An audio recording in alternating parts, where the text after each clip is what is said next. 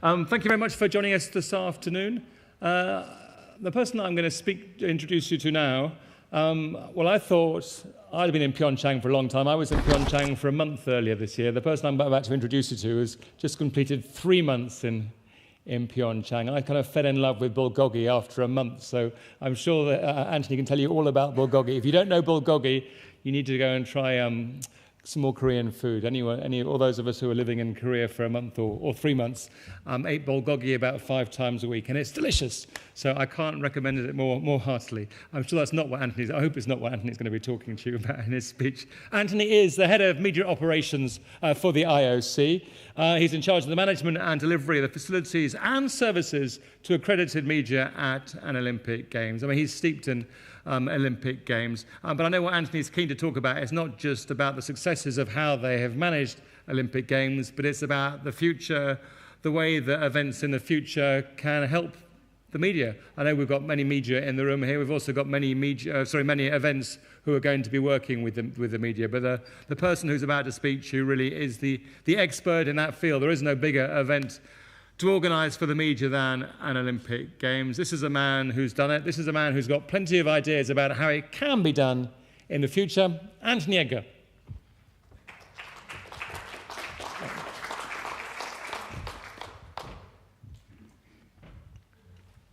Hi. Glad to see some people in the room. This presentation, my job at the ISC is to look after the operations of the media. In other words, we don't, many federations, I came from a number of other federations as well. You have a comms department. My job is not comms at the ISC. I don't write press releases. I look after the operations side. So I deal with the broadcasters, I deal with the press agencies and the newspapers, the non-rights holders, write the rules, write the guidelines for the host city contract to do with the media, and all of the operational aspects. A lot of it's really exciting. It's like transport and accommodation and catering. But what I'm going to be talking about today is quite specific to a fairly unique period in time, and that period of time is the last 10 years. You will have heard that newspapers are in trouble, that they're losing readers and there's no press are ever going to go to the games in the future. Newspapers are dead. What I'm really going to cover today is to try and explain to you a bit of what has actually happened and putting it in the time frame of the Olympic Games. And then hopefully give you an indication of what you can do about it, what it means for sport and sporting events, and what you should be focusing on if you are needing to address it. And I will say up front that the last 10 years has been the most significant shift in the media industry, not just press industry, in the media industry, since the introduction of television.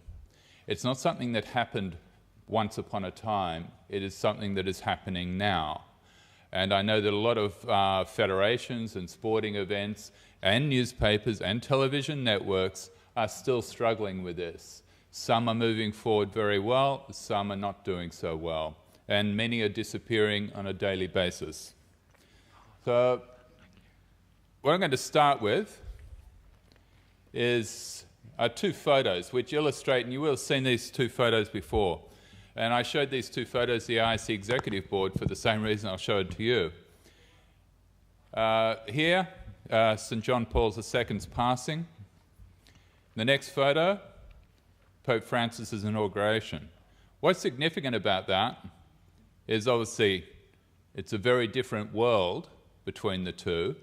But the first photo here was when London was elected as the host city.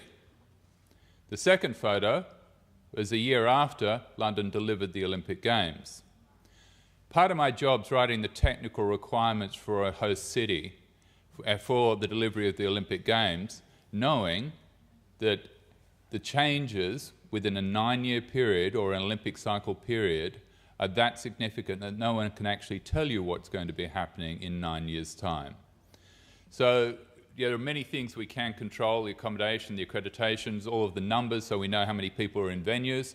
But the digital part and what is happening in this world is what we're really talking about here, because this is where the media is going.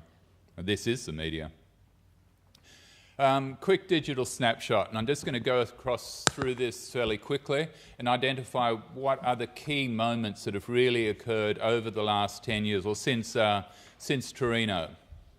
The first one is Facebook launched in February 2004 and Twitter in March 2006, the month after the Torino Olympics. They're certainly two of the most significant things that have happened to not just the sporting media, but all media, as we'll see how it's worked out in the Olympic Games period. In Torino, not one venue was cabled with the internet. Not one. Yes, you could get internet, but it cost you $680 to get an ADSL put in. So the only people that had the internet in the Olympic Games were AP, Reuters, AFP and Getty. Everyone else would basically go to a venue, as I used to do when I was working as a journalist at the Olympic Games. You'd go back, you'd write your stories, you'd get your photos, you'd send it out from somewhere, but it was only ever the agencies that could file live from a venue. In 28 June in 2007, Apple bought out the iPhone. That is still, I would say, the most significant event that has happened, not in the telephone industry, but in the media industry. It has completely changed the way the media has had to look at how it delivers content. Beijing, Facebook and Twitter has grown to 100 million and to 6 million. We had the Olympic Stadium was cabled with the internet for the first time, only the Olympic Stadium. So none of the other venues were. We had the opening ceremony, which was the most viewed event that had ever occurred. Coming into Vancouver, Apple did another one. They brought out the tablet. At the time, it was just the month before the Olympic Games, and all of the newspapers who were struggling at the time in dealing with the digital media were saying, this is the solution. We've found this is how the newspaper industry and magazine industry is going to survive. This thing is absolutely perfect within a newspaper landscape. It didn't work for newspapers. It's good, but it hasn't saved the industry. But one thing that shows as well, when you're coming back to an operational thing, we'd already told London at that stage, do not use Wi-Fi in all venues, because Wi-Fi is an unstable thing for the media. They must have connectivity, and Wi-Fi will fall over as soon as 20,000 people turn on their phones. It will interfere with it. As soon as a photographer starts putting 5 meg files through it, it will fall over. And all of a sudden, we had a device where you couldn't plug it in. It had to work on Wi-Fi. And in fact, all of the iPhone and all the mobile devices needed Wi-Fi. So with 2 years to go, we had to completely change the infrastructure for the delivery in London. Vancouver. CTV Rogers was the first broadcaster to broadcast all Olympic events across multiple platforms. I remember in Sydney, where I came from, delivered the Sydney Olympic Games, you had one television station, be it 7 or 10, they would show the Olympic Games on one platform. In Vancouver, all of a sudden, every single event was live on multiple platforms, all phone, internet, and on terrestrial. And at the time, everyone was very scared that what would happen to primetime broadcasts. Would it disappear? Would everyone go and watch it on the telephone and all the audiences would disappear? What CTV Rogers found was that viewers who watched the Olympics on a second screen consumed twice as much television as those who only watched television alone. In other words, it did quite the opposite. It didn't take away traffic, it increased it. We go to London. Facebook now has 900 million followers and Twitter has 140 million. All 31 venues were cabled with the internet in all press locations for the first time. 4G was driving the digital traffic, and specifically for the media. In other words, giving the media an ability to deliver content on other platforms than what they normally would. You had 60% of the traffic to London 2012's website actually came from mobile. That was not even planned for, but 60% of the traffic for an Olympic website came from mobile phones. BBC delivered for the first time at a Summer Games every single Olympic sport live on multiple platforms. They broke all viewing figures for any event that had ever occurred in the UK. NBC had 23 million mobile video streams and about 1,000% increase on Vancouver. Now, after London, going into London, again, everyone was still scared about what would happen with the social media market and with the digital market as far as primetime audiences. You had Mark Lazarus just after London saying that the deluge of online viewership options did not cannibalise the coveted primetime audiences. The digital experience was enhancing the TV experience. So all this great fear over London and Vancouver was really shown to be not the way it was. You had Richard Burgess, we had a meeting, and he said in London over half of the stories for BBC came from social media. In other words, social media was no longer just something that people posted photos on. A major news organisation was BBC, was getting their stories first via social media. Remember the Korean flag incident where it was put up, it was found on Twitter. And there were many cases. It was driving news faster than had ever been done before. At the same time, Tom Curley, the president and CEO of the AP, said that you cannot treat 100 million smartphone users as if they were appointment-driven consumers of news. They don't wait for the newspaper to arrive or the television show to come on. They are connected 24/7, 365 by their mobile devices.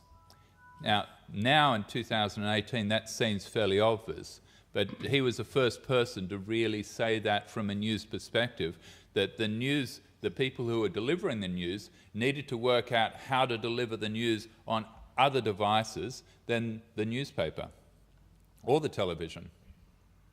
We go to Sochi. More people watched and read about the Olympics on a digital platform than traditional television or newspapers.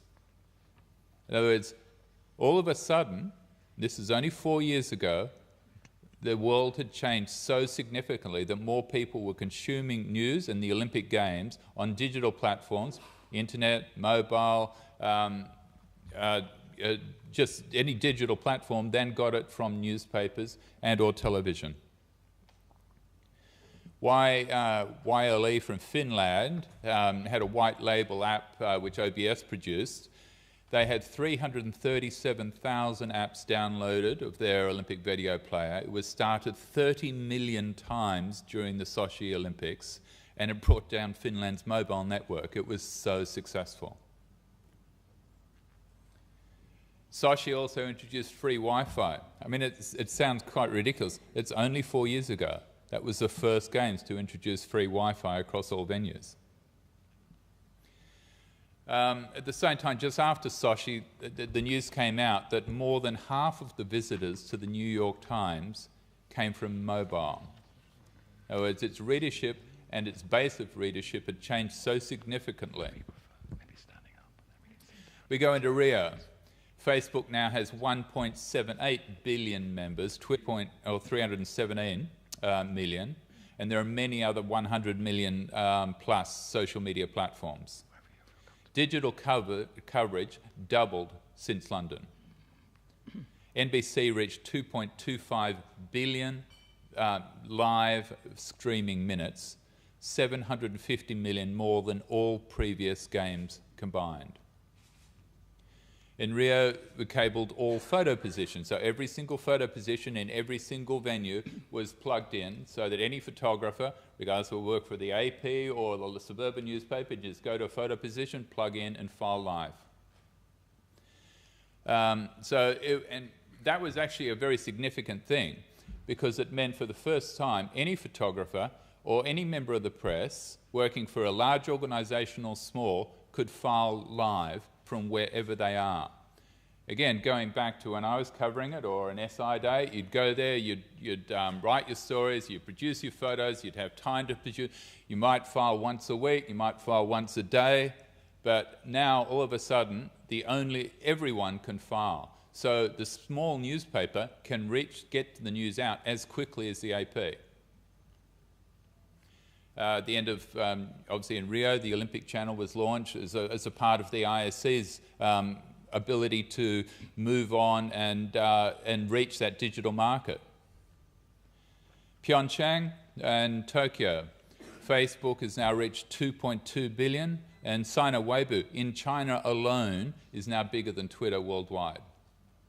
In other words, when we're walking towards where we're going with both Tokyo and Beijing, we have unbelievable markets that we're going into.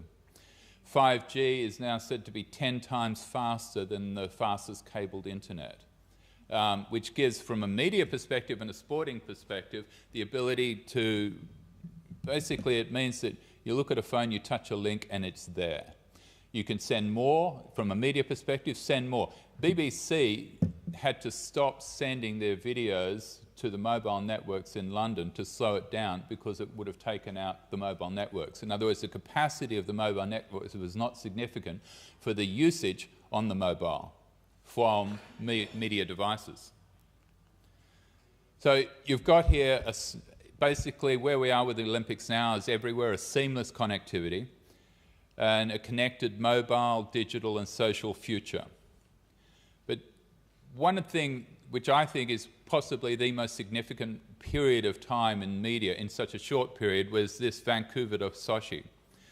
Vancouver, as I said, was called the second screen Olympics. You had London, which was the social media Olympics, and then Sochi, which was the digital Olympics. In other words, one Olympic cycle of 4 years, the world had changed that significantly. From a sporting event point of view and from a media perspective, had never seen anything like that. We're not talking about 9 years anymore. 4 years, one Summer Games to another Games, it had changed that significantly. And that point that it was the first Olympics where more people watched and read on a digital platform than on traditional media. The world has basically changed by then.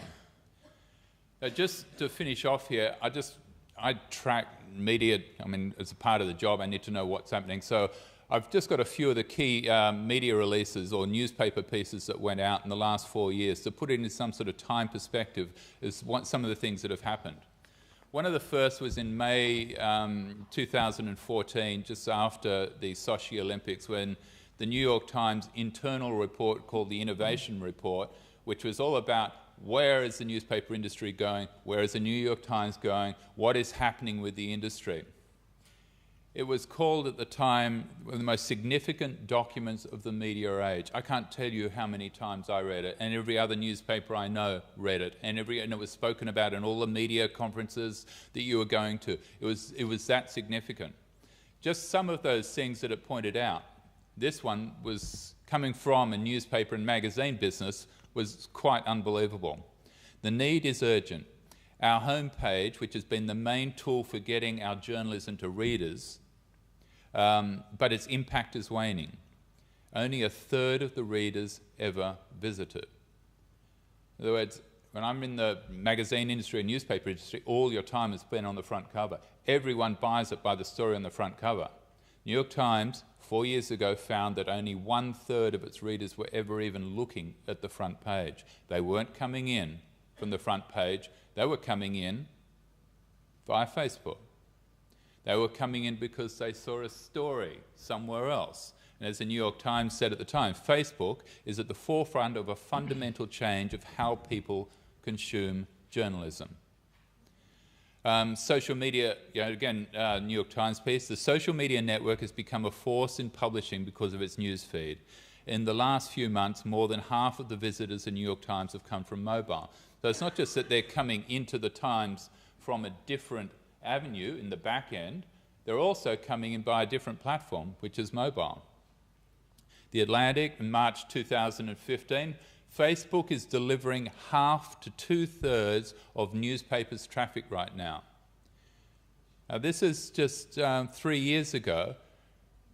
You'd imagine that.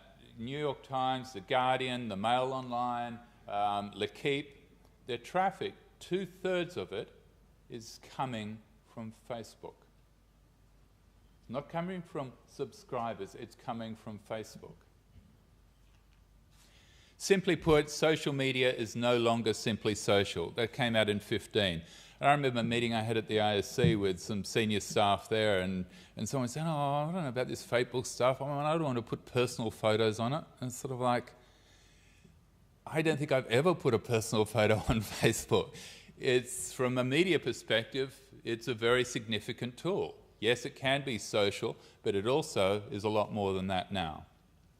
5G, I've already spoken about and where we're going with that, and we had a meeting just with Paris and LA about that yesterday, and where we'll be going with it. 5G will be in Tokyo, but it'll be a significant change to the way we deliver business or sporting events in the next 5 to 10 years.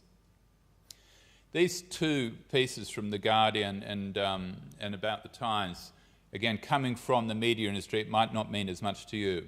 For someone with a print background, you're accustomed to the fact that if it makes the editor's cut, gets into the paper, you're going to find an audience. It's entirely the other way around with digital journalists. The realization that you have to go and find your audience, they're not going to come and read it, has been transformative. Then this one, at the New York Times, far too often for writers and editors, the story is done when you hit publish. At the Huffington Post, the article begins its life when you hit publish. I run the Olympic Information Service, the news service for the Olympic Games. The biggest issue, the number of issues we're coming up with, is trying to find writers that will work in a social media background, but this one particularly. It is no longer good enough for us to just put an article up on info, which will be buried within 5 minutes because of another 30 articles that have come up. We need to become far better at reaching our audience directly, which we are doing a lot of at the moment. The future is more digital than print. Sounds obvious, but that's New York Times, January 2017. 90% of the 500 billion visitors to The Guardian, the largest newspaper site in the world, digital newspaper, content in 2014 came from smartphones. 90% of their readership came from a phone. And as I said, if your mobile isn't in your pot of power, you haven't got a pea to piss in. Or you had Mark Thompson, New York Times, there won't be many journalistic destinations in a smartphone future. That one's scary if you're an owner of a newspaper. It should also be scary if you're an owner of a sport. Because how many sports organisations, you go to IF websites today, or the Olympic.org, I put up my story today, I leave it be. Your job is not done by putting a story on a website. The job is now you have the abilities and tool to be able to go directly to an audience, to build your audience and to grow your audience, and not be reliant on a newspaper or a television station covering your sport. Print journalism has maybe another 10 years. This article, which was only from last week, what will become of Sports Illustrated? It's a long-form piece. It's a magnificent, really, really well-written piece. But if you really want to understand the power of a newspaper or a magazine in sport and to this industry, and this was, I think, the beacon, with L'Equipe and Gazzetta dello Sport, but to understand that, but also how it's failed. It's not dead yet, but it's not far away. And finishing up, and there's sort of a circle. Facebook has become so important, not just to business, but to society. And it's very much in the news now. And we already at the ISC are having to change the way we do business because of the new laws within Europe, because of Facebook. I'll just finish up with one thing. I know some of you will know the answer to this one, but I'll ask you. Get to see a show of hands, anyone who knows who this person is. Okay, a hint. Forbes 30 under 30. New York Times called him. He is fast becoming one of the most influential people in the news business. It's not Rupert Murdoch. It's not Oprah Winfrey. It's not Conrad Black. Not one person in here even knows who he is. His name is Greg Mara, and he writes the codes for Facebook's newsfeed. And as the New York Times said here, many of the people who read this article will do so because Greg Mara, 26, a Facebook engineer, calculated it as the kind of thing they might enjoy. Mara's team designs the code that drives Facebook. And I said that 2/3 of the world's news is now coming through this medium. It might not be the medium of the future, but the industry has changed so much. From a sporting perspective, and I produce all of the content for the Sydney Games, and I almost get frustrated today with so many avenues to go on. We had a magazine to put it in. That was it. No, the only place you can read those articles today is to go to the Olympic Museum and sort of and scour through, and if you can find it, 1,700 pages of content. And today, it's challenging in the media world, but for a sporting organisation, of which we're, of course, one going through exactly the same thing, it has enormous opportunities because it gives you all the vehicles and all the tools where you can take complete ownership of your own audience. You can build that audience, you can reach that audience, and no longer is it necessarily that important if AP turns up to your event, even though I'd take the AP at the moment. So. Thank you very much. Thank you.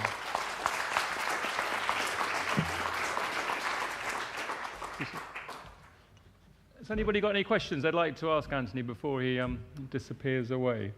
Well, you're thinking, there's one question I was interested to ask you. I mean, as a journalist with the BBC, we're lucky because we're kind of always towards the top of the accreditation list. But when you're now working out who to give accreditation to at something like the Olympic Games, it is, you've just been pointing out, it's not just your established media. So how do you actually work out who should be entitled to an accreditation? Because some of the more influential people might be someone you've never even heard of, with no organisation really but behind them at all.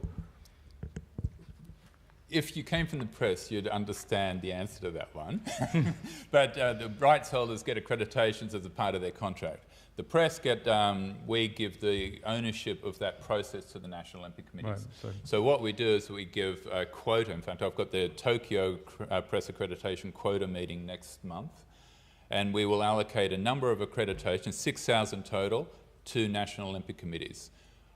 I cannot determine which organisation should and should not get an accreditation from the US or from Iran or from Turkey or from anywhere else. The NOCs are responsible for the athletes that go to the games. The NOCs are also responsible for the media that go. How should, for example, the United States Olympic Committee judge who should go in future? Because, I mean, looking ahead to Tokyo, it might be a vastly different marketplace in 2 years' time. Well, I mean, if you take the USOC, they actually have an accredited working group, like we do. I have numerous people from around the world, news editors from numerous newspapers. The USOC does exactly the same. They have many of the AP editors from around the USA. They understand their social media market, so there are social media writers and bloggers and different people in it. But then they put together a list from that. They also have an application process from people who would like to go, who maybe haven't gone. You take Beijing. Beijing was far, as you know, from a news story, it was the biggest story of the year. So you had a lot of extra people who wanted to come to the Olympic Games because of the fashion industry, because of Tibet, because of all of the other stories that are associated with China. It's not just about sport when it comes to the Olympic Games. Has anyone got a question at all? Going. Thank you very much. Anthony, thank you so much. That was really, really interesting.